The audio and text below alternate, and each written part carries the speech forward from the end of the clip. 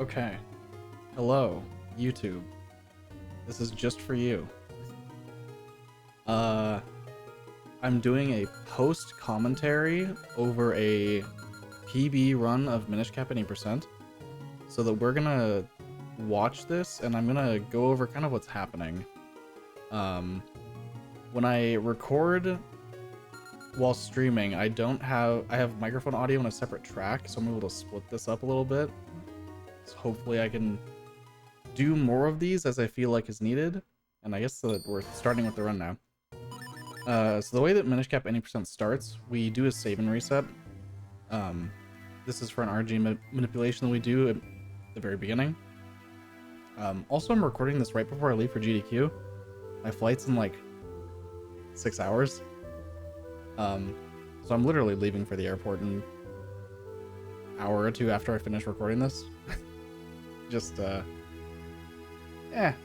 whatever. Also, the way that I have this kind of set up, like I have my current webcam over the part of the VOD where my webcam would be, so it looks like kind of clean is the idea, right? I don't know, if you like this, let me know, and I'll do this with other runs as it becomes relevant. The reason I'm doing it with this run in particular, this run is 19th place in the leaderboard as of recording for any %. It's very, very beginner strats. Like it is almost 100% like what I would consider kind of beginner strats. I don't do anything like super complicated in terms of like advanced RNG manipulations or really like anything that takes like knowledge of the game as is. You also notice that I'm mashing through text. I'm holding the B button so that text advances as fast as possible. And I'm actually spinning my analog stick, which shows up as D-pad in the input display, and that advances text. The movement in this room is part of the RNG manip, so we roll twice. Link rolling is what advances RNG. Playback looks a little weird.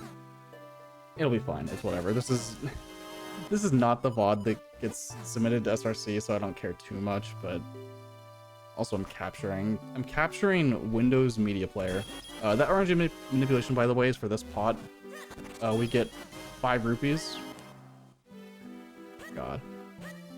Hopefully this isn't like a constant thing. We're just kind of moving through the beginning though here. This is all like very normal stuff.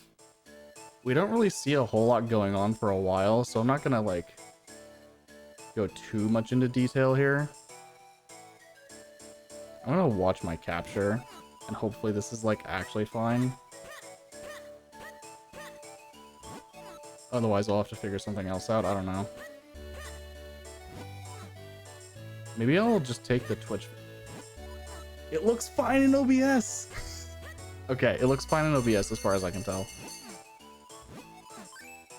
So hopefully that's okay. When I look at the Windows Media Player over here, it sometimes like stutters weirdly, and I'm just gonna like, it looks fine in OBS. Hopefully it looks fine on YouTube. We'll see. I'm recording currently with the same settings I stream with anyway, so it's like, it should be fine.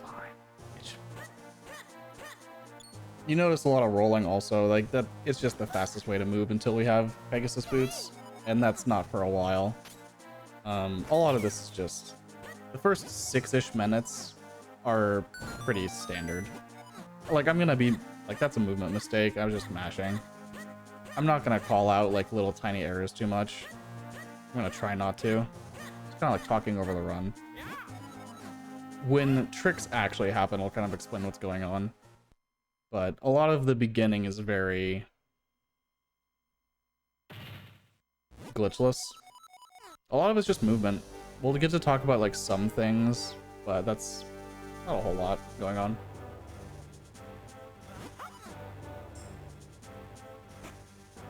Also, I'm drinking this.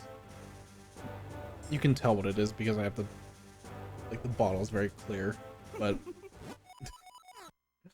this is just caffeine so that I don't pass out an hour before my flight.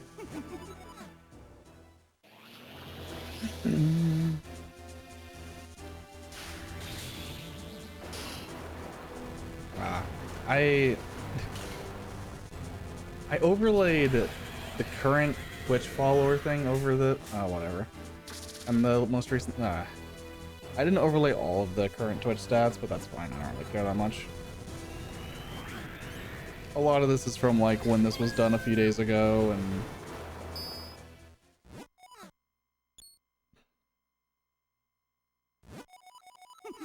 I'm gonna call the weird stuff I'm seeing just Windows Movie Maker or Windows Movie Player being stupid. I don't know why it looks fine in OBS and looks weird on my monitor. Whatever.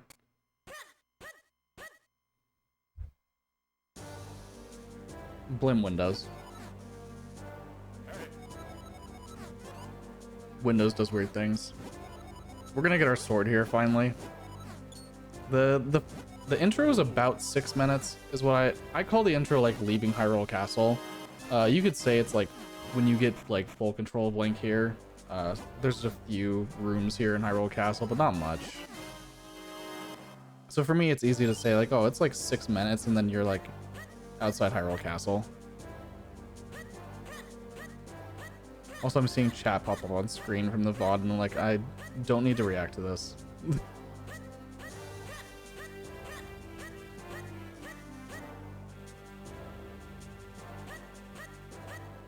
Yeah, we're just gonna roll our way over to Minish Woods so that we can get Eslo.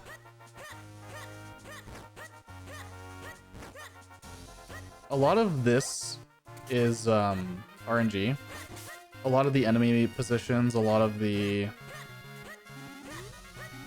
I mean, what the enemies do, it's all RNG.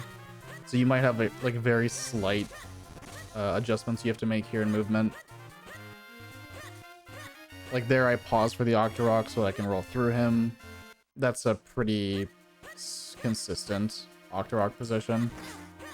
And that was just like, like these Octoroks are have been a pain point sometimes. Like, man, you lost me like a second. But it's not a huge deal. Nothing in the beginning really is gonna save or lose too much time other than some occasional RNG in Deepwood Shrine. Like the enemy positions here, you might like lose a second to one, but you might save a second to another, so it's like, who cares? I'm not doing anything like... There's so many places to save time in this run.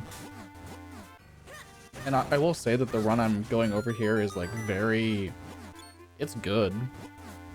It has like a couple big time losses, but like overall it's pretty good. Like execution wise, a lot of the tricks are kind of what I was hoping for in when I was gonna do one of these, like making sure my tricks were like fine, or I was like happy enough with them. That's about it. So Eslo, we get the power to shrink.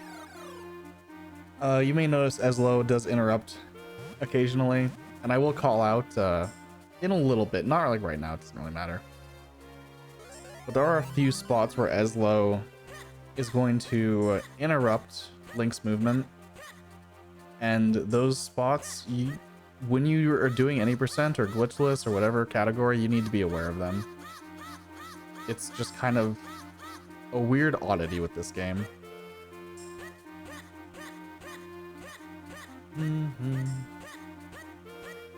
Also, the Minish Village movement here. The Minish Village movement is pretty cool, but again, it's you're just rolling, like trying to make your rolls optimal, trying to make your spacing good. Because you want to roll as much as possible, but you also want to roll at distances that put you in positions where you can kind of like roll around edges and stuff like that. Oh, there's a lot of like little things.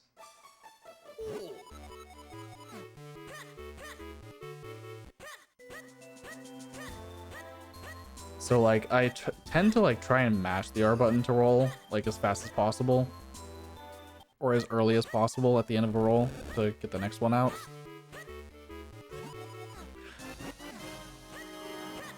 This also may happen occasionally where the R button is a very overloaded button. It does a lot of things. It rolls, it interacts with enemies, or interacts with NPCs, items.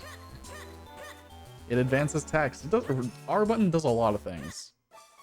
So if you're like holding a direction while trying to talk to someone, you'll like roll into them, or that it's a whole thing.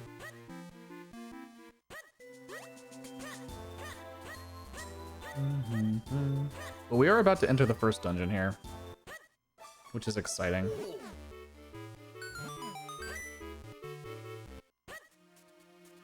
This dungeon is glitchless.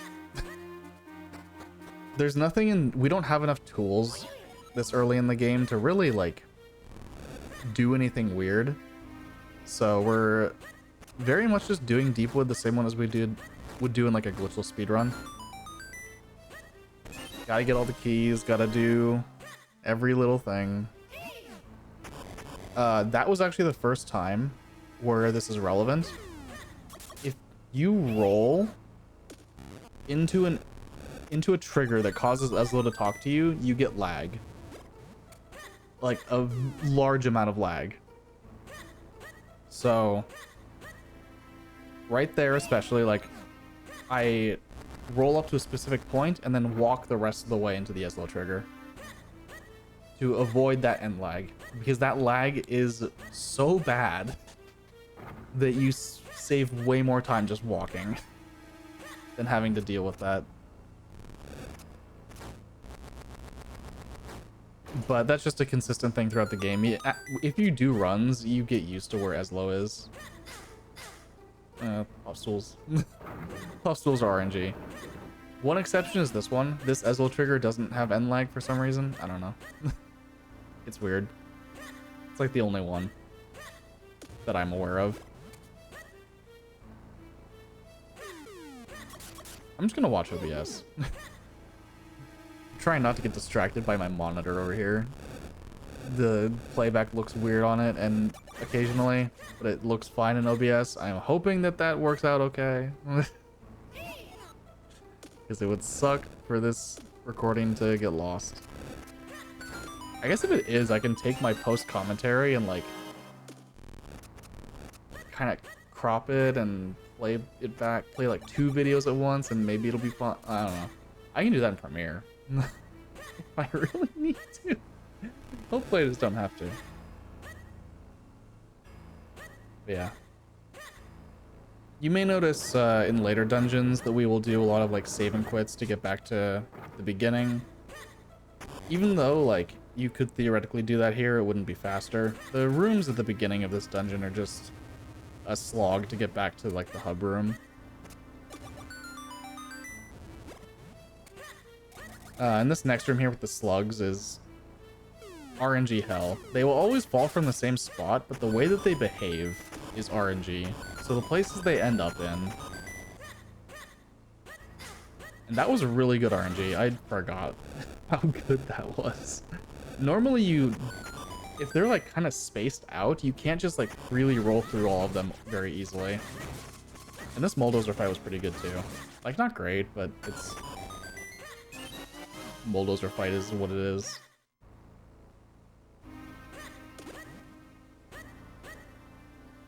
I don't think I grabbed this heart here, but there are like a few spots throughout the game where there are guaranteed heart drops in pots mostly. I probably grabbed this one. Yeah, this pot here will always have a heart, so you just like kind of learn where they are. And there's a lot of maps. And this is Matterpillar. It's actually... Matterpillar is like a weird fight where you have to like be slower than what you'd expect. Like, you have to wait. If you start hitting that tail too early, even though the heart is there, sometimes you will just bounce off of him and you'll get a 3-cycle fight. And it's just... You just have to deal with that. I also get asked occasionally by people that jump into chat, like how I mash fast, like how I'm swinging the sword so quickly, and You can tell on the input display when I'm swinging the sword, I'm pressing the B button. I do it with my index finger when I'm like actually trying to mash B fast. I mean, I developed a mashing technique from playing Paper Mario, and I just kind of adapted it to be able to do it more easily in Zelda. Yeah, and these pestos are really bad. Sometimes you might get lucky and the pestos won't really be in your way. But more often than not, one or two of them are going to be like in your direct path. Do I do the correct movement here, or do I do Gust Jar too many times? Yeah, this is the one time where I like fail the lily pad movement. Whatever. The beginning of this run is like kind of mediocre, but the mid game is like one of my better executions.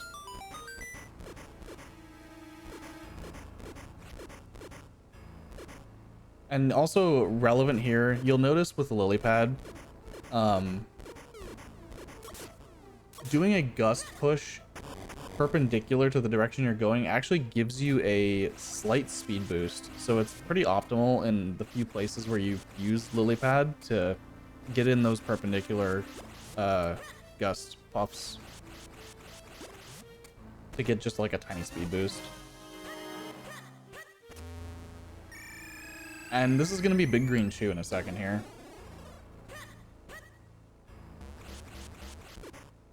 Big Green Chew actually has a weird amount of RNG. Like, as far as boss fights go, Big Green Chew is like weirdly RNG. So every time you knock Chew down, it will fall on its side, and then it will take between 5 and 9 hits, inclusive, randomly, before it'll move on to the next cycle. So it's 5, 6, 7, 8, or 9 hits to get it to move on. Obviously, you want it to be 2 5s. The third cycle is always consistent. It's always 4 hits. It's the first 2 that are random between 5 to 9. So you're always hoping for that double 5, and sometimes you just get double 9 instead. I wasn't counting, so I don't know how many I got here, but that was pretty fast.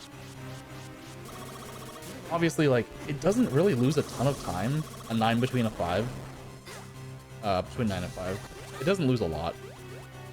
But you do notice it after a while, like, you're used to... I've only done, like, at this point, I've done 56 attempts. Or this is the 56th attempt, and I've had 17 complete runs, whatever. Like, you get used to it. You get used to how long, like, stuff takes, and like, oh man, that was a slow chew, or that was a fast chew. But it's like a few seconds.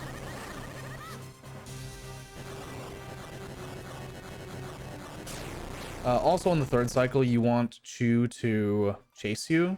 The jumps are slower. It just, I don't know what the exact odds are, but it's effectively like, he'll either jump or he'll chase you on the third phase. So, you want him to chase. Because you can just, like the first and second phase is just like, have the Gust Jar there and be ready, not have to deal with flipping back and forth. Yeah, 1814 was like, nowhere near my best Earth Element, but like, I mean, it's fine for my skill level. Normally, what you want to be seeing for like a really good Earth Element is like a sub 18 element grab. I don't split on element grabs, which is something that a lot of people do end up doing. I split on a lot of fade to whites or fade to blacks, no matter what game I'm playing. So the fade to white when leaving the dungeon just happens to work better for me.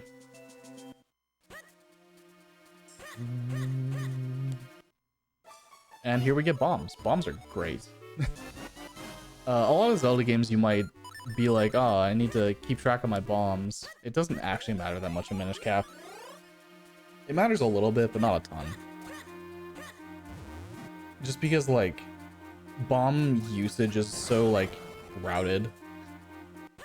Like, we use the bomb there, and then we're gonna be using pretty much the rest of these 9 bombs on Mount Krenel. But then we get guaranteed bomb drops in Cave of Flames, so it's like immediately doesn't matter.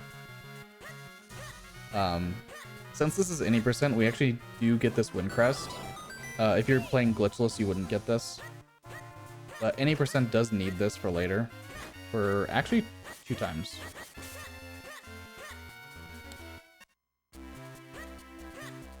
And this is like the Kinstone Fusion tutorial. Like whatever. We actually just mashing through his text as fast as possible. And then we do our first save and quit. So what I'm doing here when I save and quit, I'm waiting until it's kind of like long enough. Basically, I'm trying to like listen to the sound, make sure it's like dead silent. And at that point, you can actually buffer A, B, start, select. So just hold all of them down. And it will do the reset on frame 1 that it is able to do so. That is the case for most emulators and original hardware. The exception to that rule, I know there's one emulator that doesn't do this, but then also Switch. If you're playing this on Nintendo Switch NSO, you can't buffer that because it will do a save and reset mid-save. It will reset mid-save. And here is a trick that I fail once. Like every single run. This is guard skip. The fact that I fail it in runs means that it's not actually saving time, but you're skipping having to do the spin attack in front of the guard. You need spin anyway, but it's skipping the usage of it. And here's some like terrible rolls and bad movement. I was going for what's called a roll lift, where it's a frame perfect input to roll and drop the bomb, and you'll see the bomb like pop up a little bit when you roll, and it'll just that bomb will detonate faster. That's all it is. It saves you like 1 second if you get it, and then it loses you time if you don't drop the bomb. So like little things like that, there's no like great reason to go for them. Sometimes it's just feel nice, you get the bomb lift. And like I don't care about damage too much going into Krenel because we get the fairies here anyway, guaranteed. A lot of the time when I'm dropping bombs, it's just like trying to put them down in places to like gauge how long it takes for them to blow up, so they blow up in the right spot. And throwing bombs does also detonate them faster, so run bombs will detonate a little bit faster than like a bomb that you just drop in place, and all these little things add up. And here we're getting the green water, or one of the seeds, to climb Krenel. It's not super complicated. Something you just have to do. And what we're gonna do here also is, it may be obvious to a lot of people, but you can grab items with your sword, and you can grab that rupee through the wall with your sword. Yeah, this Krenel was really bad, man. So sad. Yeah, menuing, Gust Jar, and the water that we need. Because those are the next 2 items we need, that's all. Optimal menuing is hard, and that's where it's actually really easy to save time early when learning the game. It's just being better at menuing, having the right items at the right time, menuing to them quickly. I've started doing a thing where I tell myself I'm trying to remember like where the cursor was the last time I closed the item menu. Like, oh, my cursor was here, so that means I need to do this and this to get to this item. Because sometimes the menuing will change just slightly depending on like, oh, I equipped boots first or second this time randomly. Not all menus are gonna be the same always if you're just like trying to do it fast. Unless you like really practice menuing.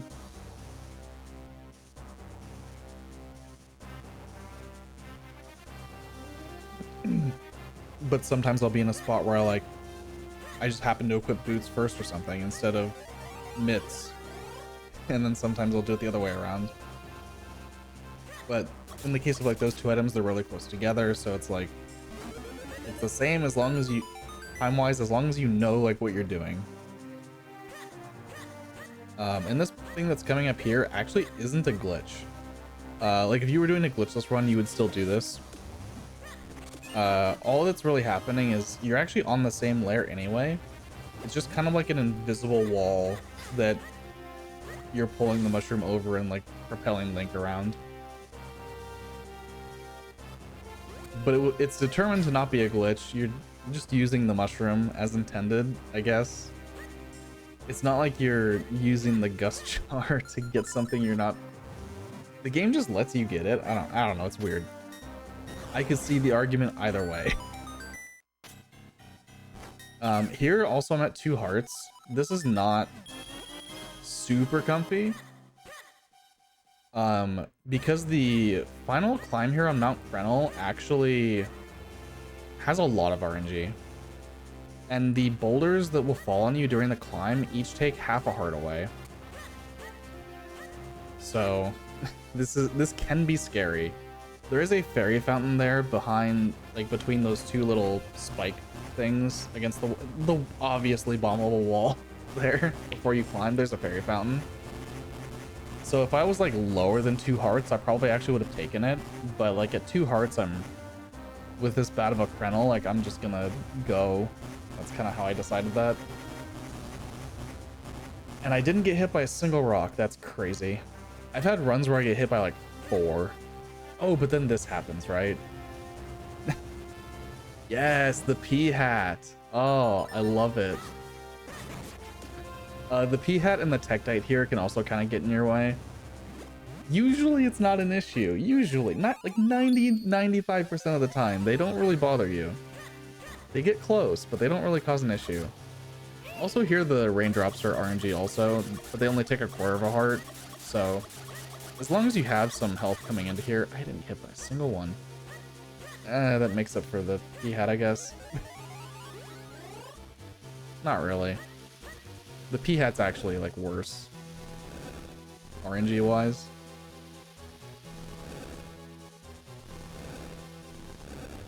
But yeah, the rest of the Krenel climb isn't that big of a deal.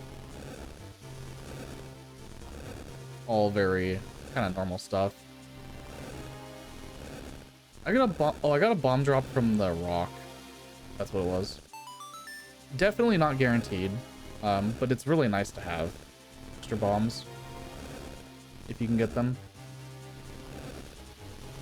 Although considering that, like I probably should have done stuff differently later on in the run, but whatever. It's fine.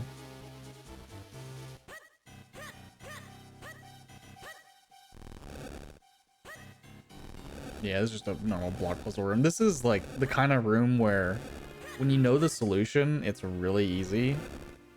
But casually, it's like, man, which block do I push? I'm just gonna try literally all of them.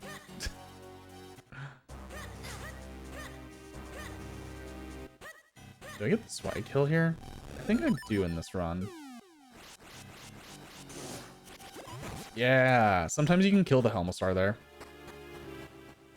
Just if you have like good timing with the Gust Jar, you can kill him. It doesn't really do anything. Just, it's funny. We grabbed that 20 rupees. That's actually very important for multiple reasons. Those 20 rupees are needed both for an RNG manipulation, because we need our rupee count to be above a specific amount, but also just so that we can buy the mushroom from Syrup later. We need 60 rupees to buy a mushroom from Syrup for the Pegasus Boost quest, and we also need over, I think it's like 10 or more rupees, maybe over 10, for an RNG manipulation in Castor Wilds. So it kind of like, it does 2 things for you just by picking up that red rupee. It'll always be there, so it's just a free rupee in a pot. Don't even have to RNG manipulate that one, it's just guaranteed.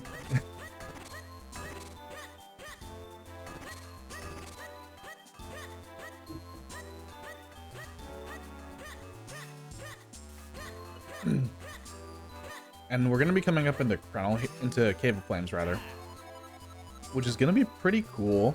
There's a Cave of Flames is where stuff starts to like really pick up in any percent. Like, there's a reason any percent is so much faster than glitchless.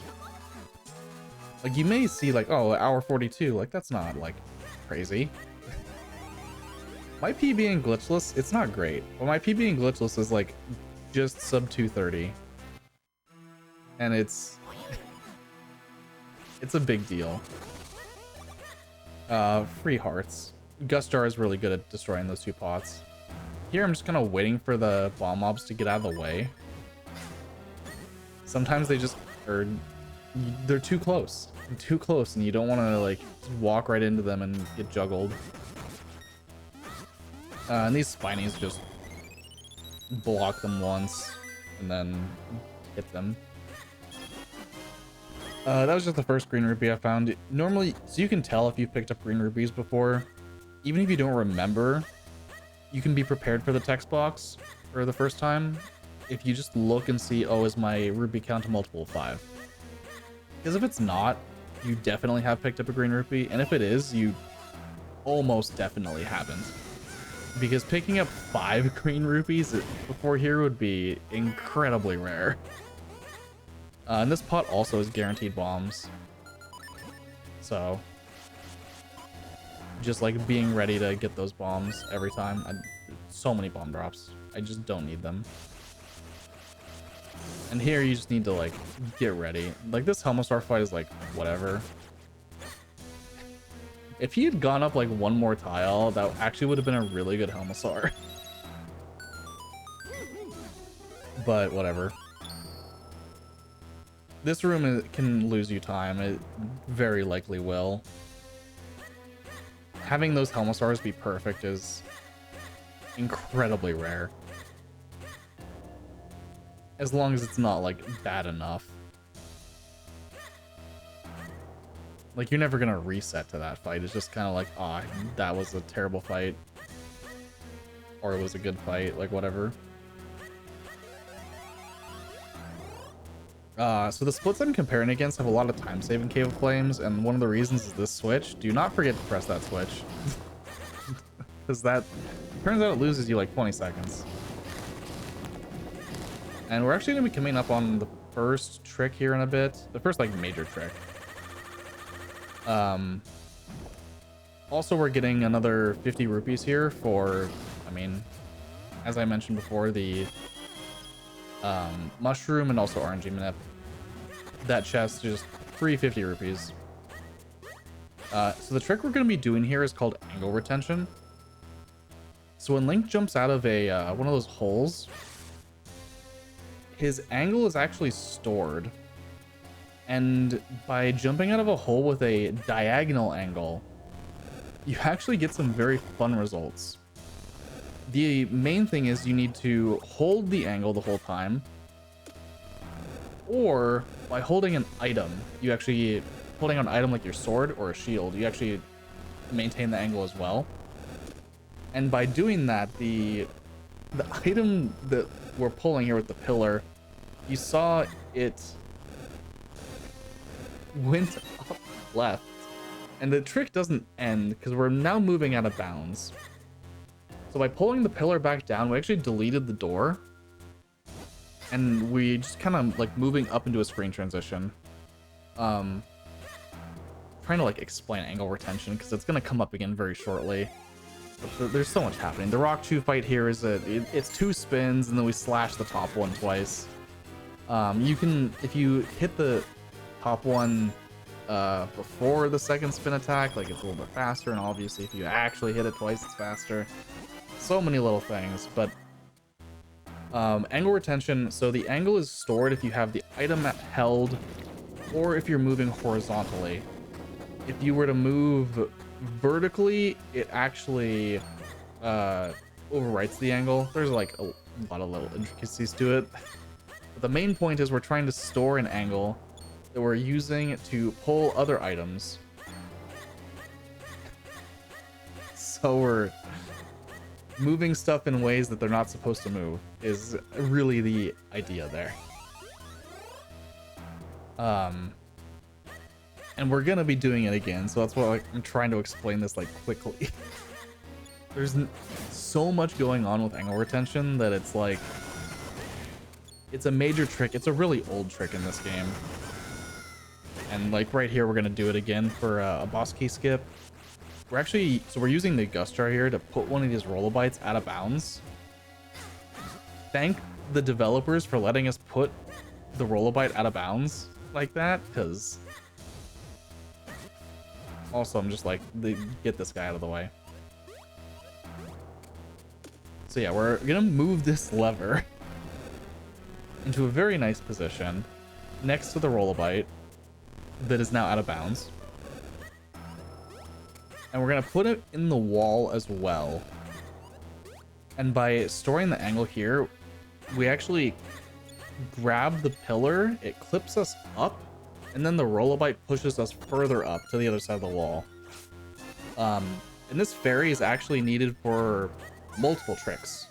So, very convenient fairy location. We need it for literally the first thing we do leaving Mount Krennel, and we also need it for a death abuse when we enter Temple of Droplets. So that's like 2 places we need this fairy.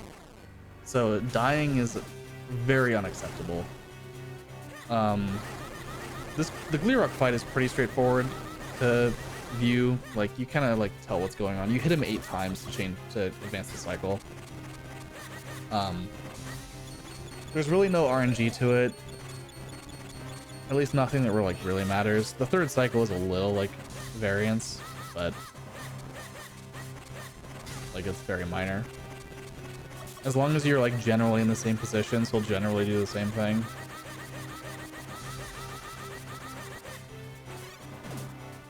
And then it's faster for him to fall going up.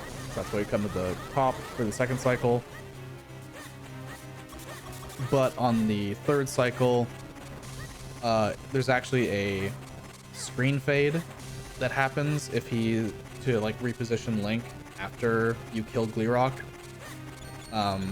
So that screen fade gets skipped if you're already like on the bottom. So it's just like, if you can end the fight on the bottom, it's faster. I'm surprised that one hit. I was surprised in the moment too. This wasn't like an amazing Gleerock fight, but it's fine. You see that screen fades a lot faster when he's already facing down, because it doesn't have to like change much. I think it saves like a second. Not a huge deal, but that's how Gleerock kind of is. And then we're gonna be leaving Mount Krennel. And the way we leave Mount Krennel is very fun.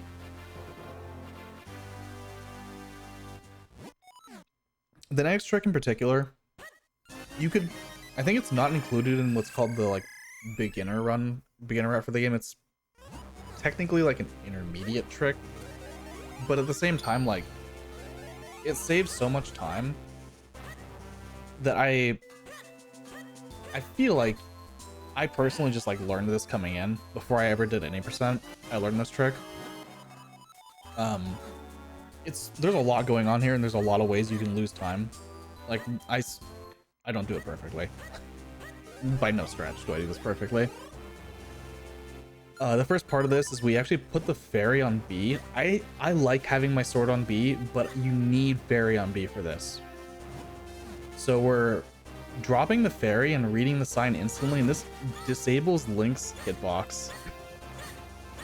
So or his hurtbox rather. And we're gonna push this rock beetle all the way to the right side. I think I get the 2nd try. We're trying to line up with a very specific pixel. Yeah. So fairy bottle glitch is canceled if you accidentally climb or if you roll. So that's why we weren't rolling at all. So what we're doing here is we're pushing up against the rock beetle, and then we're to get what is called a push value. And then by swinging our sword, we're actually storing that push value. and the push value is stored while we hold it out. So it's a push. It should be a push value of 6 in memory, if I recall correctly. Myth has a very long video explaining this trick. But that push value is stored so that when the rock beetle sits down, he pushes us in the direction that we were like originally, or like the opposite direction of what we were pushing in. And that puts us out of bounds where we can just roll all the way down into East Hyrule Fields, West Hyrule Fields directions. Effectively, this is gonna let us skip a cutscene. Is the like big point here. And also what's happening here, we're just doing the Pegasus Boots quest. There's not a lot going on, so I'm gonna continue to talk about Chrono Clip. But we're gonna be skipping a cutscene with that. Normally, when you come down from Trilby into like West Hyrule Fields area and stuff, you get a cutscene of Vaati attacking King Hyrule, King Daltus. I think it's Daltus in this game. Whatever. You get a cutscene of Vaati attacking the king. But since we're never going through there, we actually skip that cutscene. And not only do we skip that cutscene is the trigger that closes Hyrule Castle. And normally in vanilla or glitchless, you have to go through a hedge maze, dodging guards, a la like Ocarina of Time, in order to get to the pedestal to upgrade your sword, and you have to do that like twice. But since we skipped the cutscene where Vaati takes over the castle, we get to just walk in through the front door for the rest of the run. And that's like the biggest appeal to me for like why you would want to learn Chrono Clip like so much earlier. Because it just saves so much. In terms of like the cutscene and all the like movement that it skips.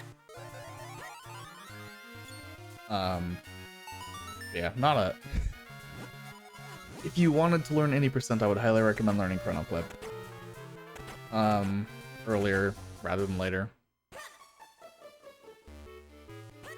But whatever. It's technically intermediate. I'm calling this like a beginner strats run because I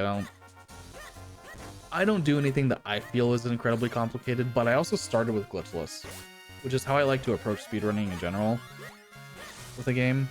Starting with glitchless, I think, is very comfy because you kind of just get to play. You get used to movement. You get used to just like how the game works by playing glitchless. And I know that doesn't work for everyone because a lot of people like to just like do the tricks, but I like to get the fundamentals down first. I personally really like any percent in this game. I like it way more than glitchless. I think glitchless is cool, but I think any percent really, really... I don't know, I think it's just really fun. It's really hard, but I think it's also like really rewarding to do well. So yeah, we've just been like, we just got the mushroom. We're gonna be going back and getting Pegasus Boots now. Normally during the Pegasus Boots quest, you'd already have Red Sword. So we're getting to do a lot of movement like to and from the castle also with boots. This is like piling on more and more time save. I will point out here, rolling in some cases is still faster than using boots. If you have to roll like once or twice, if where you're going is like within 3 rolls, it's still faster to roll than it is to use boots. At least I think it's 3 rolls. That might be like not quite accurate. That's just something I remember hearing from a much older tutorial. But yeah, we just get to boots dash all the way up to the castle to get Red Sword here, which is gonna let us clone, which is very important. One of the reasons I say that this is beginner is because if this was like slightly more advanced, we wouldn't be getting the Red Sword right now. We would actually be getting it later, before droplets. But since this is a sort of beginner-ish style run, I'm not doing a trick in... There's a trick in Fortress of Winds that lets us not need to clone, but since I'm not doing that trick, we need to be able to clone when we get to Fortress of Winds. The advanced route would skip this for now, and then would get the red sword later when we're getting Magic Boomerang to like skip some, you know, traversal up to Hyrule Castle, save some time there. But that trick it's called Armos Clip. It doesn't save like a ton of time because the trick itself is still kind of slow. It saves some time in traversal, and it saves like a little bit of time not having to make clones and open some doors, but you have to do it twice. And it doesn't honestly save enough for me to want to put in the effort when there's so much else I could be learning to just improve consistency and overall time in this game. Like there's a lot of RNG manips that I'm going to be learning before I even think about learning Armos Clip. It's just not something I'm concerned about, personally. So this fight here, we have to fight the Moblins that Vadi summons. This is honestly, I think, one of the coolest things about, like... It's one of the coolest fights. There's a lot of, like, little fights like this that I learned, like, playing glitchless. I mean, this is technically... There's an easier way to do this, but... There's an easier way where you can hit them from the bottom. Like, go to the bottom and then just kind of, like, swing your sword and you'll hit them. They just, like, run right into you. But it's, like, a second faster if you go up, lure them up, roll down, and just, like, quickly hit them both 3 times. I think it's just really cool and really fun little optimization. It's just, like, it feels so good to just, like, destroy an enemy that is supposed to be, like, a mini-boss, right?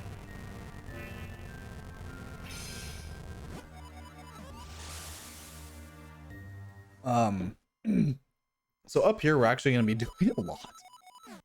The run does not slow down now that we're after Fire Element. The run just keeps going faster and faster. So there's more and more tricks that we're going to be doing. The downtime is mostly like getting these sword upgrades. So we're going to be entering Caster Wilds here. This is the swamp area. We need boots to traverse, yada yada yada.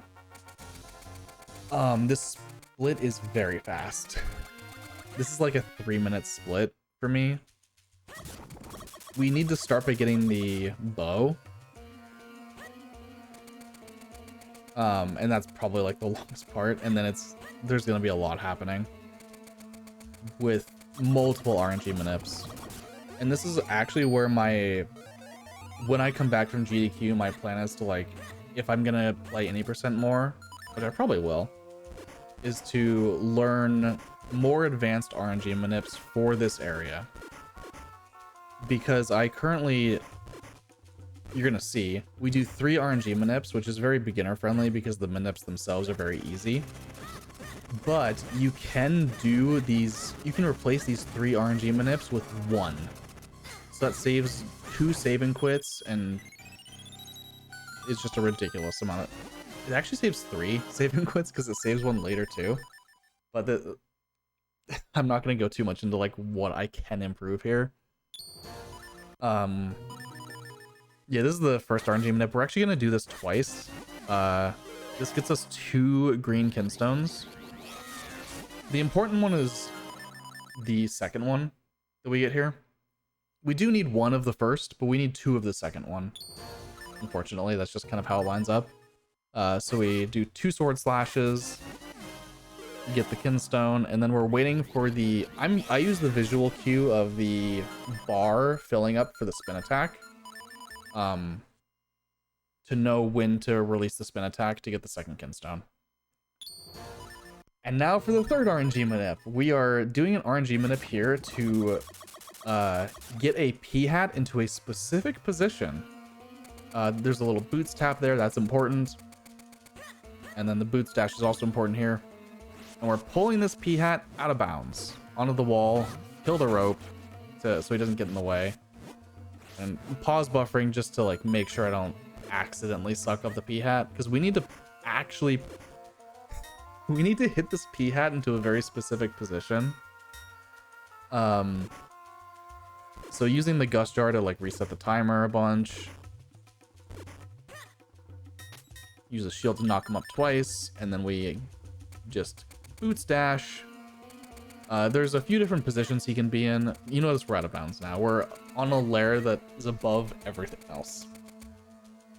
There's a few different positions that p-hat can be in, and it changes like how you need to interact with him. I should probably just link to Myth's video on how p-hat clip works, and also the chrono clip one. Should probably be linked in the description. I will try and remember to do that. And if I, for some reason, don't, please call it out in comments so I do it later. Because yeah, the chrono clip and p-hat clip are very complicated, but Myth has very, very good videos explaining them and how to do them. You don't need to learn p-hat clip early on. Like, my first any percent runs didn't do it. But I was also like, I knew how to do Caster Wilds, I knew how to do Wind Ruins from Glitchless, and at the same time, p-hat clip is like, that trick saves like 5 minutes.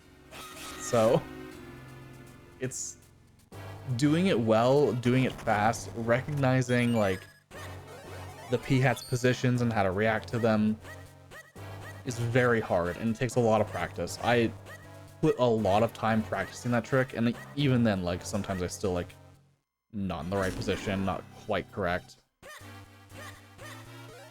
A lot of like little details there. I will quickly call out here, this Armos, the sword slash knocks you out of the range where he can see you. That like last column of tiles right next to, it's like over here, but that last column of tiles are right up against that wall is outside of the Armos's vision. So hitting him with the sword, you actually get knocked in outside of his vision, and he just immediately deactivates and just pull the lever. Very fun little bit. These are just guaranteed hearts. I didn't need that, but whatever. Comfortable. And then I just completely screw up my menuing. This is definitely also where I started to be like, oh, I'm kind of on like a good run. One of the things about my splits here, there's a component on the bottom that is cut off in my layout, so I can see my best possible time. And at this point, I'm realizing that like it's still like a 139 or something. And I'm like I'm like halfway into the run, and it's still a 139. Also, that Kinstone drop is RNG. We'll see later, that Kinstone drop is actually the one that we need. So I get to skip an RNG manip in Lon Lon Ranch because I got that RNG drop. With the more advanced RNG manips in Caster Wilds, we actually guarantee get the extra green Kinstone. We get all 4 that we need in one RNG manip. Whereas with these kind of beginner strats, you'll get 3 in Caster Wilds that you need. You might get lucky and get what's called a green V from like an RNG drop or something. And if you don't, you have to do an RNG manip in Lon Lon Ranch to guarantee it. So with the more advanced RNG manips, we actually skip a bunch of that, and that saves like 30 to 40 seconds. That red Kinstone is also needed. So we need 4 greens and 1 red, and that's all of the Kinstone fusions we do. And now it's time for my least favorite trick. This trick has been giving me a lot of problems also. The run is going so fast. This is called portal items. So we're gonna place a bomb here, and then we're gonna... It's kind of similar to angle retention as far as I'm aware, but by like clanking with the mitts at a specific angle, we get pushed up. We're kind of on the portal, but like up above it. And pause buffering a ton just to make sure I get the right frame. So there's a single frame where the bomb has changed size. The first time it changes size and is still blue is the frame that you want, and you want to hold up on that frame, and the bomb will push you out of bounds, and you can go straight to Mazal. It's very hard, and something that I'm going to need to do is I'm gonna need to practice portal items. And then my Mazzal fight here is like terrible because I just like choked that beginning. I really should have just hit the eye with the arrow. And then he does this attack, which you never see. It's a whole mess. Mazzal is not a hard fight though. It's a very basic fight. A little bit of RNG inside with like where these eyes can be. They'll never be on the same pillar twice in a row, so you just keep that in mind. That's like the main thing to worry about. Like you can have like faster arrow shots and stuff, and like you can definitely save time in this fight, but I'm not like super worried about it. Just like play it reasonably well. Don't choke.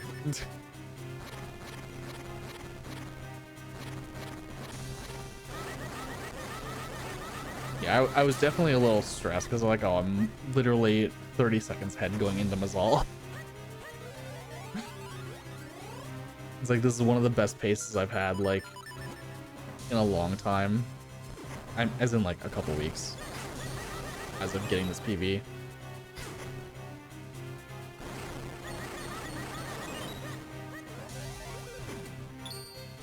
I'm also not too concerned about taking damage here, because in the next split we actually need to damage down anyway. So I'm going to not really care about the damage, and then also be skipping the heart container that drops.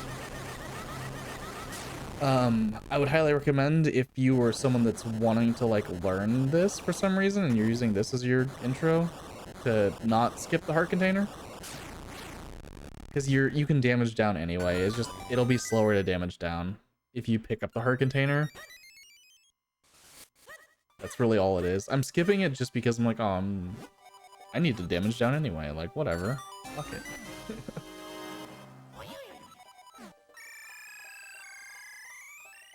And this is where we're gonna actually go use our kinstones. And this is where that first wind crest also is important. So we need to go talk to Tingle here. Tingle, normally in the, so I'm like pretty excited here, by the way. You can't see my reaction because I'm like over it, but that's when I see the green V. That's when I see that I have the kinstone that I need. So I actually get to save a lot of time on this split. Also, don't forget to talk to Tingle after fusing with him, because that spawns all of his brothers. So we're gonna go fuse with all the Tingles. If you run into the enemies here, that's actually generally ideal.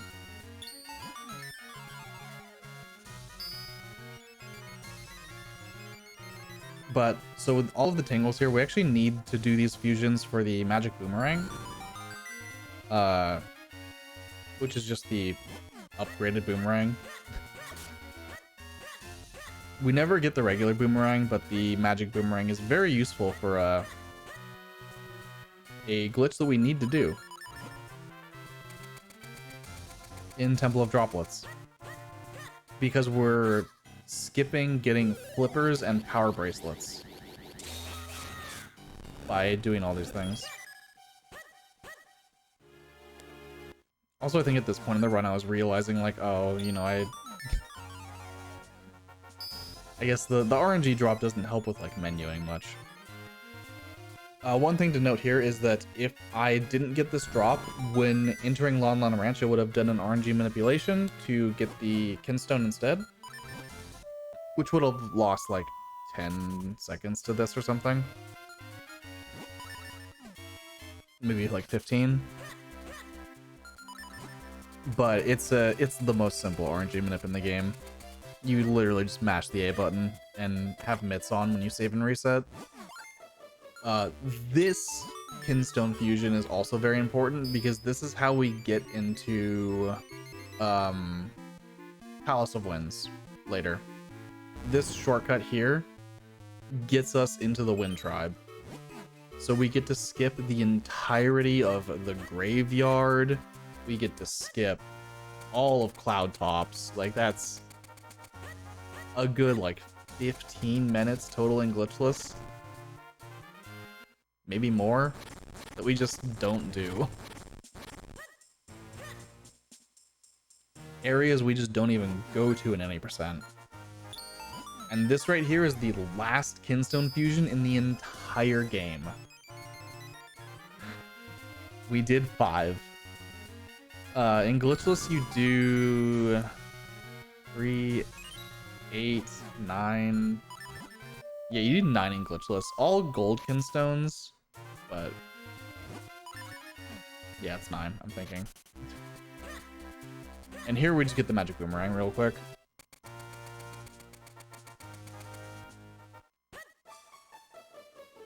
Nothing too spectacular. We're gonna be damaging down to half a heart also. There's a very convenient spot here to damage down at. And that's gonna be for a death abuse. We're gonna use the fairy from Cave of Flames to die frame perfectly. In a way that sets up for a glitch we're going to be seeing a lot of. Luckily, the setup for this is really easy. This trick actually didn't take me very long to learn. Things like Krenel Clip, P-Hat Clip, I spent way more. I spent hours on those tricks. This one in particular, I think I learned in like 20 minutes. But we're damaging down here to half a heart because half a heart is what we need for a bomb to kill us. So we're gonna use a bomb to kill ourselves. Also, this is a really good pace, so I do save here. Kill that Octorok. You wouldn't necessarily save if you're trying to like save a ton of time, but we only get one shot at this. So we boot stash while placing a bomb, and then we roll and use a bow. Open this door. We need the door to be open in order to do an ocarina glitch. It's not actually frame perfect the way it works, but ocarina glitch is effectively frame perfectly playing the ocarina while walking into a door or stairwell. We need the stick to, or we need our direction to go, I think not, it doesn't need to be neutral, but it needs to not be holding up into the doorway. So you tap up to go into the doorway, you press A, and then you either are neutral or you're holding like down or something. And that's gonna be ocarina glitch. It's a couple frames that you have. I think it's frame perfect to press the A button, but the rest of it is not. So not a huge deal. But that puts the world basically in a frozen state. We're gonna do that again here. You notice we can run right over the hole. The world is frozen in that first room. Worth noting, if we were to bonk or roll while in that frozen state, we soft lock. But Ocarina Glitch does stay up through room transitions that don't fade the screen to white. So currently Ocarina Glitch is gone because we went through a screen transition that's like it like fades the screen or whatever.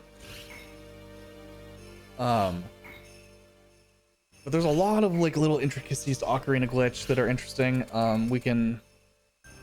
The tile we're on doesn't update all the time. So we are, as long as we don't roll, the game doesn't think we're on ice, ever. And it also means it doesn't update to consider us like over a gap unless we roll. And that's why I like rolled to like fall into a hole earlier. You can go up layers by going upstairs, but you can't go down layers. Lots of little things like that. Temple of Droplets has a lot going on, and it's really hard to like keep up with the run without like pausing the video. I don't want to pause the video. But we're gonna do Ocarina Glitch again because we're going to be doing another trick here. It involves Ocarina Glitch. We're gonna do a boss door clip. And this boss door clip uses the boomerang, actually. So I'm trying to get into a specific position there. Slow menu, but whatever. So we're gonna rub our face against the wall and hold A, and that we're out of bounds. Use the gust jar here. This is fairly new tech. But we're currently out of bounds. We screen transition left to remove Ocarina Glitch. And then we come back over here. We're in the Scissor Beetle fight. We just skipped like 8 minutes of this dungeon. We just skipped so much. Like, it's not even close. And Magic Boomerang also makes fighting things like the Scissor Beetles a lot easier than you would have in like Glitchless. It's so nice. And that is a big reason that I prefer any percent, is just the boomerang. It makes fights so good. It's so nice. I skipped over so much. So when we're doing the boss door clip, we actually need a exact position on Link's Y value. And that's what the gust jar is there for. The gust jar little puff is so that while we're just walking upright that entire time, we get Link in that exact position we need him in, so as to not like soft lock when going through the screen transition to the right. There's a lot going on there. And here we're actually skipping the other half of the dungeon. By doing more Ocarina Glitches and more out of bounds movement. Temple of Droplets is broken, and I'm sorry if this is your favorite dungeon, but it is the ice and water combo dungeon, and we just skipped the entire thing with the Ocarina. So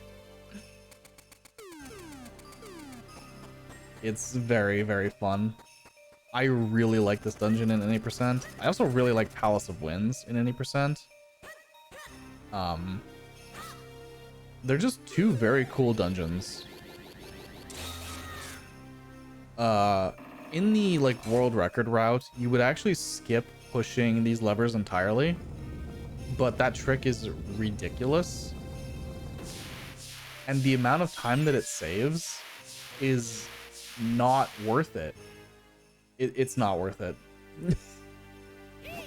Unless you're going for record. So it's the kind of thing where it's like, I might never learn you can clip into Big Octo here while he's still frozen, and get into the next room with the boss. It's something that I might never learn because I may not intend on ever going for like world record level in this game.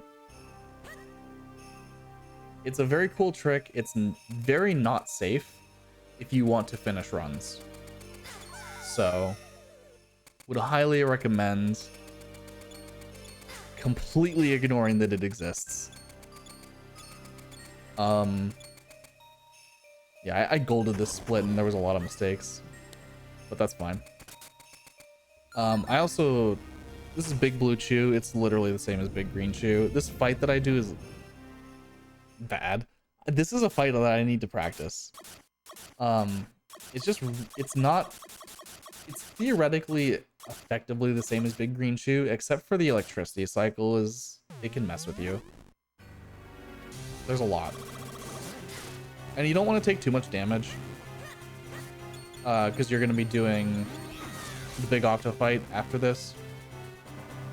The only reason we need to do this even is for the lantern. Yeah, this is why yeah, I made a mistake and I moved too far away, so Chew jumped and I missed a cycle of his electricity, so I had to wait.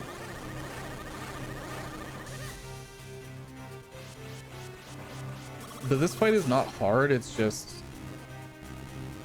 I have to practice it.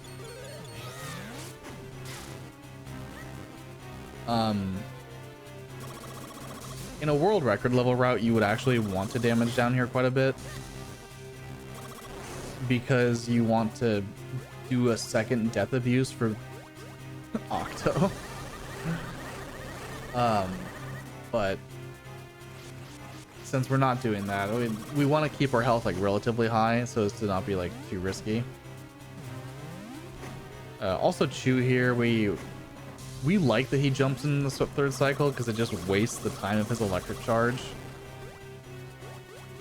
And yeah, this is for the lantern. And the next part of this, we're actually doing another RNG manipulation because Big Octo is big pain.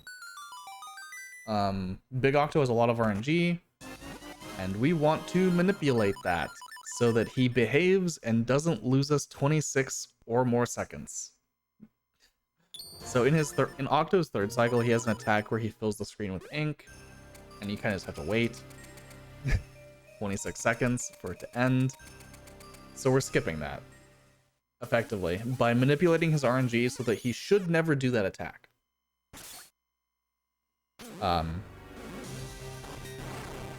Should. Sometimes the RNG minute fails because it is hard. But yeah, all of these rolls, all of these little boots dashes, everything is played out in a way that it's supposed to manipulate Octo's RNG to be consistent.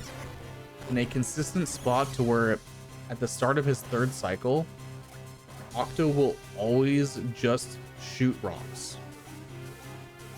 The first two cycles are guaranteed to be the same, no matter if you're doing an RNG manip or not. So it's just the third cycle that we're trying to manip such that Octo will never give ink. So theoretically, this split should be 100% consistent. Theoretically, but sometimes you fail the manip and lose time. So the important part here is we're actually watching for rock patterns for the rocks that are falling. And based on how the rocks fall, we need to do different things. With the pattern that I got, it was a 3 roll, which means that as soon as Octo starts moving here, you do 3 rolls into the corner, and that advances RNG to a point so that Octo will just shoot 3 rocks when it tries to decide what it needs to actually do. And it's great. And we save a ton of time because my run before this that was still a PB failed Octo manip. It happens.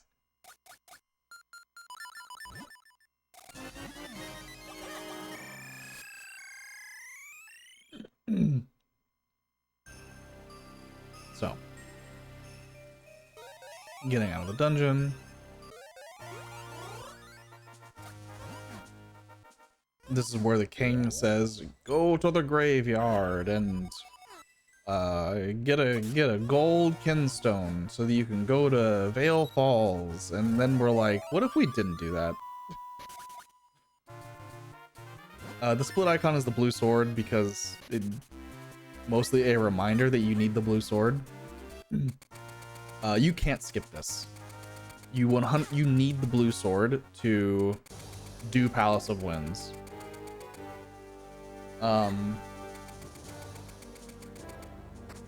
You can fight Georg without the blue sword. It's possible. Red sword is perfectly capable of fighting Georg. Technically, green sword is as well. But the very first room in Palace of Winds requires blue sword, at least. So there's no way around it. You need blue sword for the first room in Palace of Winds. Thankfully, because if you could do Palace with red sword or lower, I know that we would have a route that does that, and that is definitely would be painful. Honestly, you'd probably lose a lot of time just to the Georg fight if he like doesn't quite behave. Especially if it was a green sword fight. That'd be awful. But yeah, we just got blue sword, we're leaving. You notice that the split for Enter Palace is a 243, and if you haven't seen this run before, you definitely can probably guess what's happening. We're gonna be and doing some more ocarina glitches. Because we opened up that portal earlier to go to the Wind Tribe. We're gonna go there right now. You may know from playing casually that, oh, if you take this shortcut, like, yeah, sure, it takes you to the Wind Tribe, but there's people in the way. They don't let you up the stairs, because that would mean you could enter Palace early. Right? Like this guy, he's in the way. Well, if you ocarina glitch, you're able to just walk through him because time is frozen, and that's how that works. We just take the stairs and ignore them. Also here, this ferry is just kind of free. There's no reason not to get this. There really isn't a reason not to get this. Well, I guess the reason is you would save time not getting the ferry, but it loses so little time to get. I think most people are going to be getting it anyway. Yeah, nothing in this room here. We get to make a little bit of use of... I think this pea hat is in the way. I'm just like...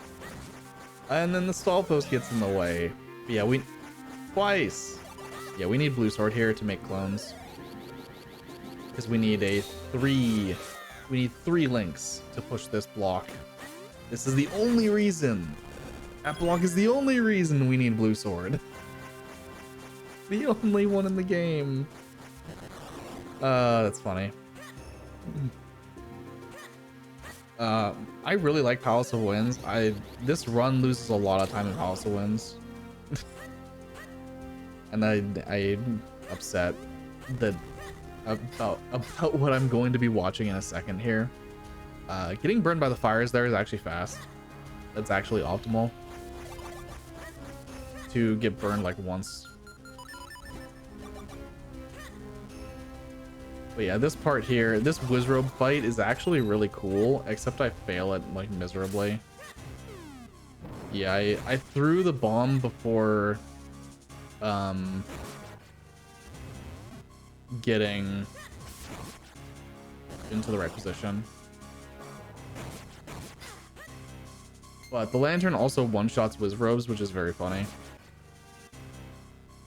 So those first 2 cycles took a lot longer than they should have, and then I got kind of trolled there on that one. There's a much faster Wizrobe fight too that I'm going to probably... Not much faster, but there's a bomb strat for the 3rd cycle as well. Even though I failed the first 2 cycles. Kind of sad. Also, this jump here is gonna be... These are all glitchless jumps. Because you are just jumping. It's just a jump. You're not doing anything kind of like special here, just jumping platforms to hit loading zones. Because the clouds are not actually like on different layers. It's just a visual thing. And here we're gonna do something called a stair clip. There's only 2 of these in the game that we do. But it's a sub-pixel perfect lineup. Luckily, that little respawn there puts us on the right sub-pixel as long as we get the visual cue there, and then we just boots dash, and we're in the second half of Palace of Winds, basically. This lets us get a key. We need 2 keys to beat this dungeon, and this is a very fast key to get. Normally, you would need to do like a whole power bracelets puzzle, and it's a whole ordeal. And over here, we're going to be doing an old trick. Angle retention. Haven't seen this in a while. Restore a diagonal angle there. Do that. So we're going to cane shot and then use the stored angle to propel us along that same angle. And onto the wall and back out of bounds. Very, very funny. But that just saves us using a key. Which we need 2 keys. And we're going to be taking the second one from the ball and chain soldier fight. Which is normally where you're supposed to get the key. for where we use it, but it's all, I'm just failing miserably at Palace of Winds.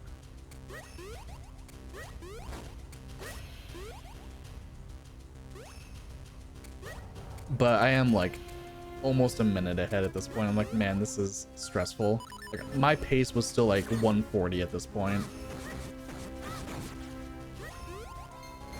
So I know I can like destroy this run. Yeah, so there's a second key, and we needed to get the boss key here. I equipped Boomerang here because I want to heal. By hitting these little guys with Boomerang, it spawns a fairy, and it's broken. It's absurdly broken. If you learn this game glitchless first, the free fairies for having the Boomerang is gonna feel so nice with any percent. Also, here we're doing another boss door clip. We're using Lantern instead of Boomerang. We can use Boomerang there also. Just throw it up and then do kind of the same thing we did in Droplets. But that lets us get out of bounds, and we kind of just get to run to Yorg. Palace of Winds is very funny. Like, Droplets and Palace are very, very broken, and it's really cool. It's really cool to see. The Yorg fight here kind of trolls me a little bit, but it's... I think Yorg is the only boss that I've, like, practiced. He can still just kind of troll you randomly, and that just happens. Like, here, got kind of unlucky.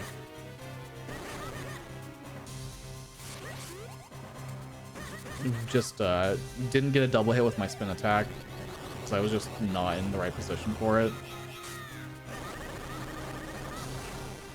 But like, this cycle is really well practiced. Like, I'm so much better at this particular part of the fight than I used to be. It's crazy.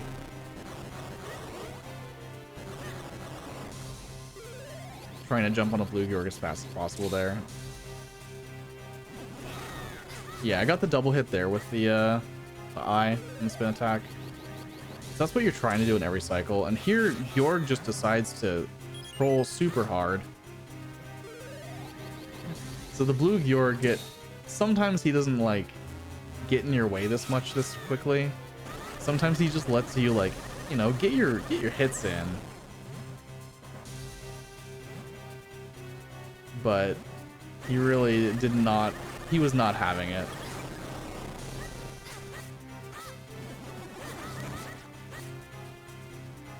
And then we have the final sucker here. Got the double hit. Cool.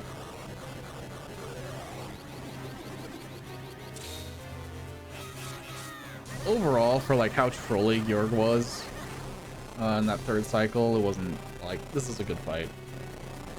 Not fantastic, but like good.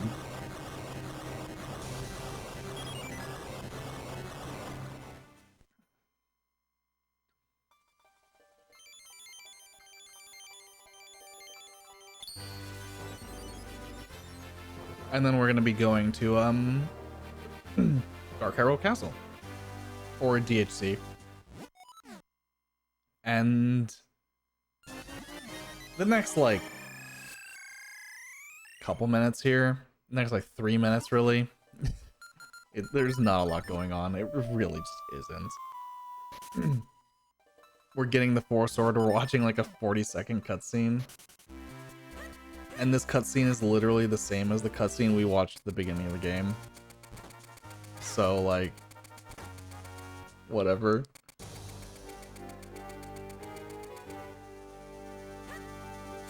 Every time I get here, I'm like, man, it's just like 3.5 minutes of waiting to enter the final dungeon.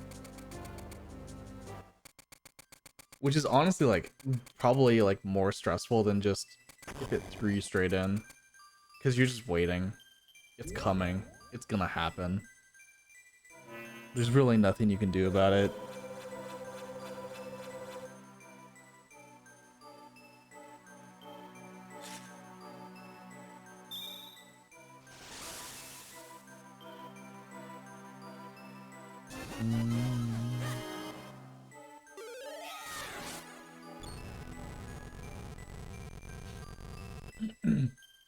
Yeah, this is just.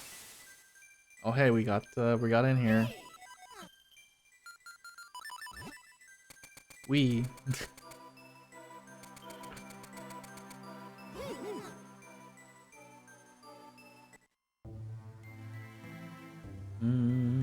Yeah, this cutscene is literally the same as the intro. It's the exact same.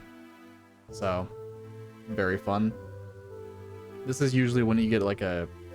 There really isn't a lot of downtime in this game, and this cutscene isn't long enough for like a bathroom break. Not that there's even that much left in the run anyway. But it does give you a handbrake for like. It gives you a break to like take a drink of water or something. At the very least.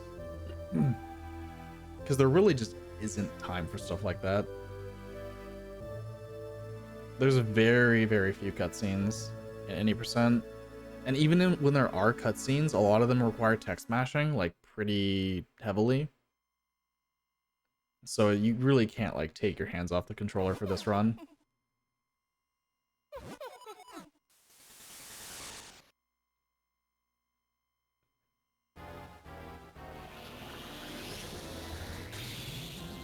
Oh no, Link, you died.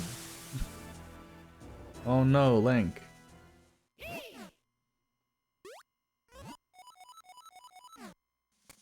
But yeah. Just kind of like go over here, do the things, do the stuff.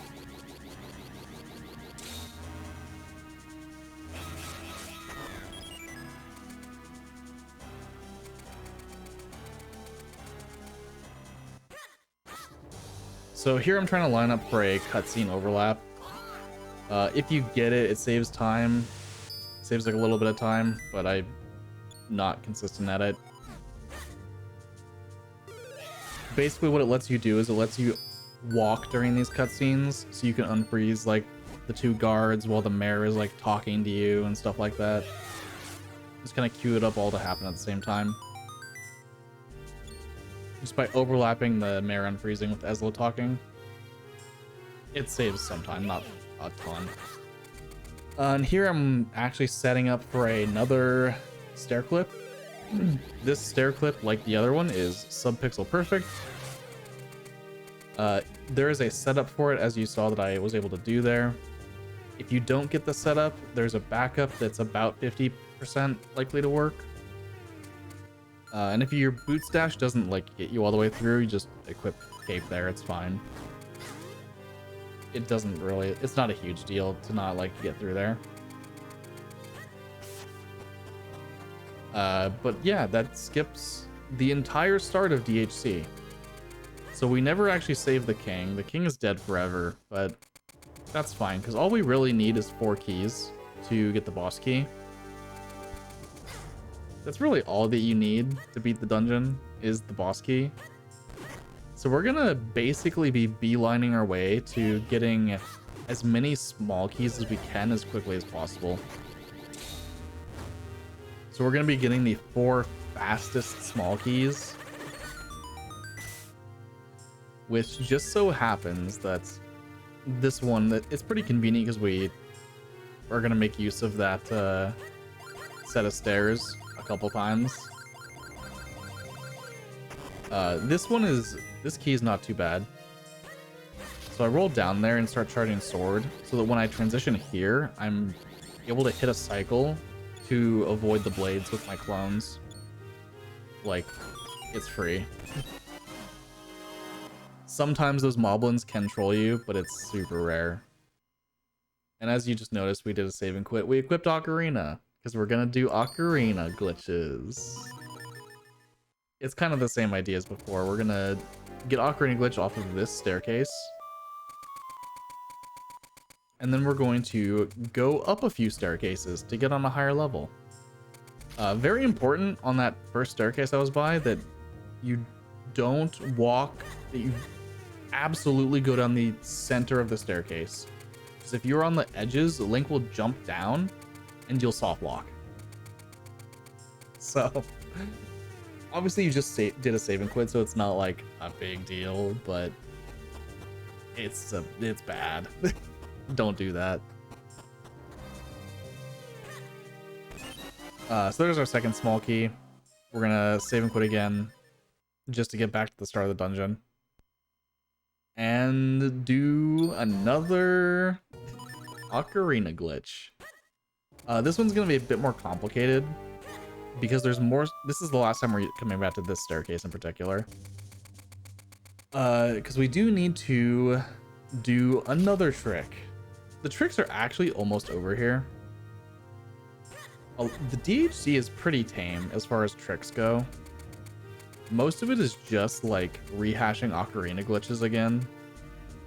But we do have a unique trick here called door jump. And we have to do 2 door jumps. So, because we need to get to the red portal in order to get to the boss door. And we also need the blue portal later, which we're gonna get like immediately after. So here we're equipping Cape and Ocarina because we're gonna get Ocarina glitch on this door. Second try, yeah. And then we're gonna do a door jump. Yeah, not quite. So we're trying to line up correctly, and we need to jump in the previous room and hit the transition while jumping, or else we won't be able to jump in the second room. And do the same thing here. Basically just trying to like jump over this door. It's not super complicated, but it's also not free. The door jumps are actually kind of hard. Also very important not to stay in the middle of the room there when you kill the ball and chain soldiers, because that will kill Ocarina glitch, which means we couldn't do this. We have Ocarina glitch active, so we can walk just like straight up here. Also roll immediately to reset our tile, and then like that is the end of tricks. That's the end of tricks. Is just that little bit there. It's very important to like keep Ocarina glitch. This Dark Nut fight, I'm trying to line up for it. 3, 4, 5, and then sometimes it just doesn't work. You're trying to get 7 slashes, and there is a position there that if you have a very good rhythmic set of slashes, you'll get all 7 before he ever gets a chance to move. Unfortunately, it didn't work out. I got 5, and then he kind of like trolled me on the 7th one anyway. Not a big deal, but just unfortunate. My PB soft blocked on door jumps, because remember I said that if you jump down from a ledge with Ocarina glitch active, you will soft block, and that's very easy to do with door jump if you're not careful. And as you can imagine, doing that means you have to redo 2 Ocarina glitches, and you lose even more time.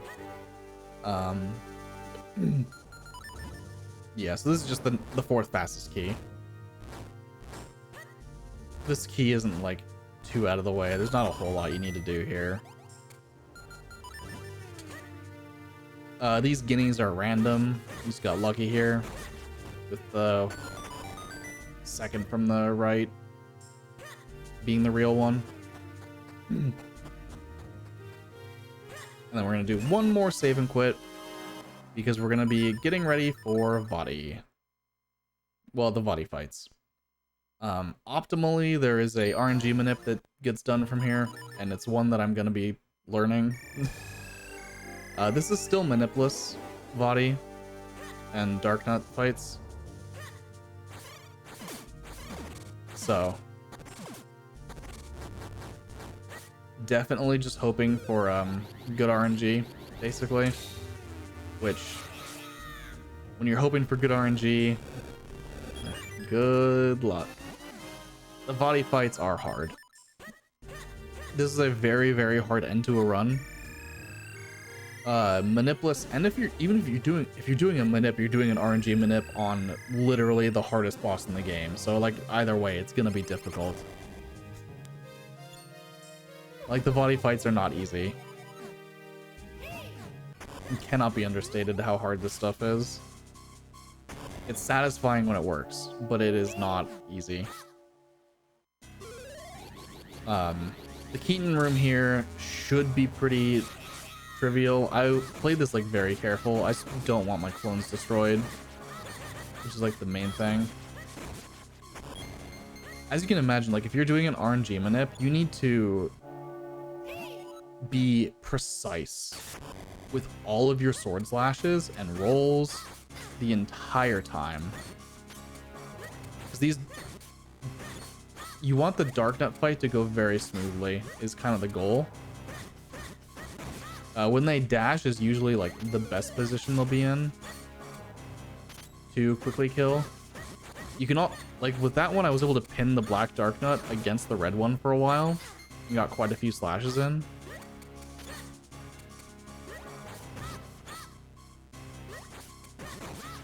Yeah, so that wasn't like terrible for Manipless.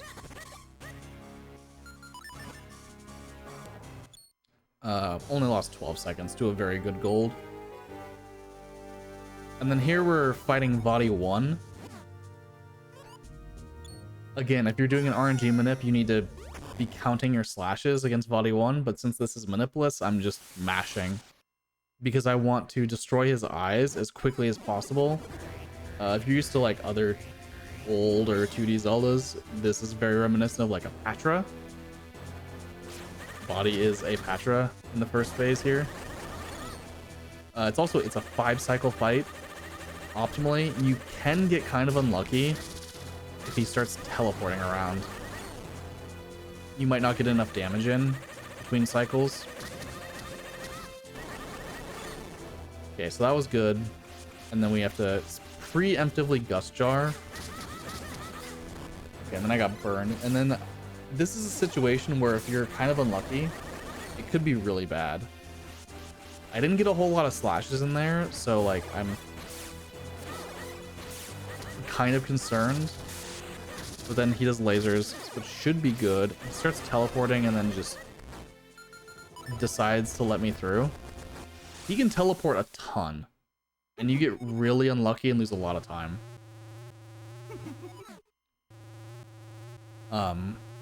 But it happens. This is Vadi 2. So you need to set up, you need to hit the eyes. It's always the same on the first cycle. And then you need to set up clones. And hopefully he lets you win. I got kind of in a bad position. Also, it's...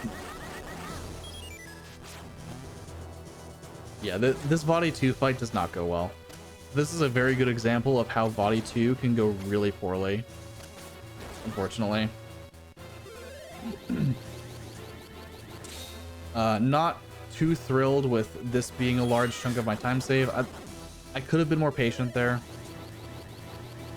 Definitely could have been more patient there. And then he attacked immediately again, and that's not what you want to see, because that means this is going to be a 4-cycle fight just from that alone.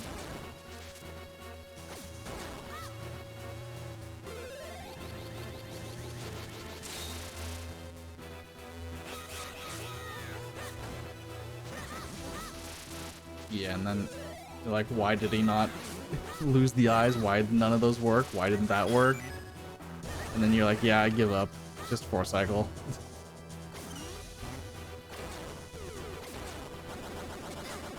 So normally he's not like this aggressive in early phases.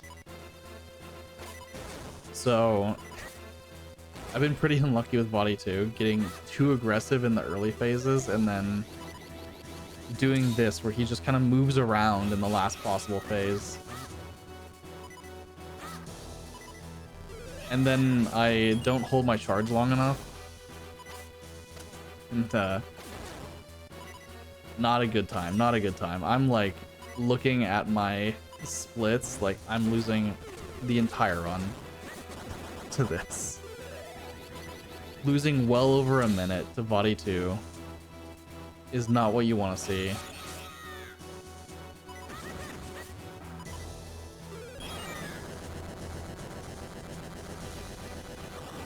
Yeah. Well over a minute. So theoretically, with a good RNG manip, you're actually carrying the RNG manip through Dark Nuts, Vadi 1, and all with the intent of getting a good Vadi 2 consistently. Which isn't something I'm necessarily going to be going for, but it... just because it's so hard to carry the manip that long, I would consider that like world record level strats and not just like, I don't know, going for PBs and trying to get like a decent time. The Vadi 3 fight here is really easy. It's not. It's actually very difficult as well, but compared to the pain of dealing with Vadi 1, Vadi 2, Vadi 3 is kind of like basic. He doesn't really have a whole lot going on. He has some RNG, and even with RNG manips, the manip is pretty much dead at this point. What you want him to do is to stick his right arm into the ground. So this is unlucky. He put his left hand in, and now you have to like get into it.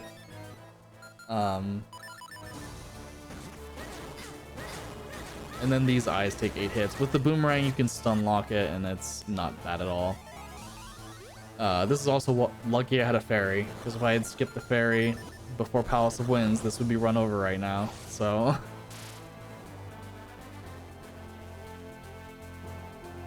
like, there's a whole mess of things going on right now. How long he takes to stick his hand in the ground is RNG, and come on, Vadi.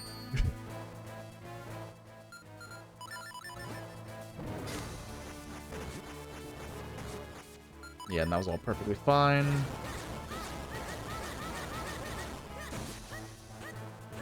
And then here for this lineup on the volley, with the strat that I go for, where you're lining up facing body and swinging your sword timed, it's actually I believe a 5 pixel window on the lineup where this will work. But do it enough and you're used to it. But if you struggled with this casually and you were like, oh man, this lineup, I can't get this. Like, it is very tight. Also, Vadi only requires 2 hits in each cycle and he dies. You can hit him as much as you want, but it's actually optimal just to hit him twice and then go make your clones again.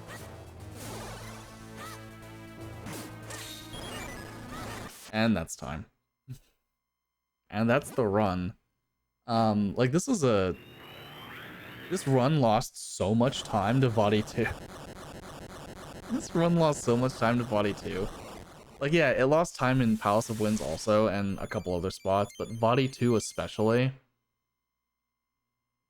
It hurts so much. But at the same time, like, the execution of the entire run up to Vadi 2 was good enough to where I was like, I feel like this is a good point for me to like start learning more advanced RNG manip strats, more advanced other stuff. Maybe start doing Armos Clip eventually, like that. Not quite as soon as like getting other RNG manips down, but I really really need to get this more consistent, and advanced strats will help me get there. But as far as like a beginner route goes, like, this is very beginner friendly, like very like easy time to get without doing anything particularly like difficult execution wise. It's a lot to learn because there's a lot of tricks to learn, there's a lot of like little things to learn, but nothing on its own is like incredibly difficult. And I feel pretty good about that from like, you know, if anyone else wanted to do this, like, hey, like, go for it. Like, it's not that bad. And Minish Cap Any % is like really cool. Like, there's a lot of like things that you can add as you feel like adding them, and I really like that because you start from like, oh, maybe my first run I just do like 2 things. Or start from glitchless. Glitchless is great. Glitchless is fun. I don't know. I hope that this was like informative. I hope that like doing post commentary like this was enjoyable for people. I don't know. If it's cool, if you like it, like I'll do more of these. Like this is interesting. I never like considered this before until recently. I was like, oh, I can like this run is like complicated. I can like go over it for like a YouTube audience. Is that interesting? Is that cool? Do people like that? I don't know. Is that more enjoyable than just like, hey, here's my PBs. If you want to watch them, like watch them. Like obviously I wouldn't do this all the time, but like occasionally, especially on like a milestone kind of run. Like for me, this is 19th on the leaderboard. This, I mean, it's past top 20, but the next milestone in leaderboard movement is a sub 140. Like I don't, with a 142.28, I do not move up the leaderboard until I get like a mid 139. So there's a lot of improvement to go. But yeah, this was fun. If you like this video, if you like this YouTube explanation, if you liked any of this, like, hey, you know, subscribe, I don't know, like all that stuff helps. We might have YouTube partner by the time this is like up. I don't know. Might not. In fact, I probably won't. So like, I need 1,000 subs for YouTube partner. That's a big deal. Also like likes and comments and stuff, like anything like that helps in the algorithm. It really does. Like it makes a difference in like getting traction. So I don't know. Watching the videos all the way through also helps. Like, I know that's something that people leave on my rando VODs and stuff and go to sleep to it, and like that's cool. I like it. Thank you. Thank you to everyone that does that. Like I really appreciate it. I really appreciate all the support. And I hope that you guys are enjoying everything that goes up. There's going to be a lot of stuff in the future too. A lot of stuff changing. YouTube is going to be more in sync with Twitch streams, so I hope that that helps also. Just in general, they'll be like closer. My YouTube backlog with random VODs is pretty long, but by the end of June we'll be, you know, basically caught up, and like I'll be starting doing stuff in like the middle of June on Twitch that will, you know, be like the content for like the start of July and be like 2 weeks out or something like that, and we'll be like much more in sync, much closer together, so that the VODs aren't like, you know, so you're not watching VODs from May or April or something in June and like, this is so outdated, like, because I know that, I'm sure that's probably something people have thought. But I hope that going forward we'll be in a good spot here, and I'm gonna end the video and, I don't know, leave for GDQ in a couple hours. So thank you all for watching, thank you for the support, and I will see you all next time. Peace.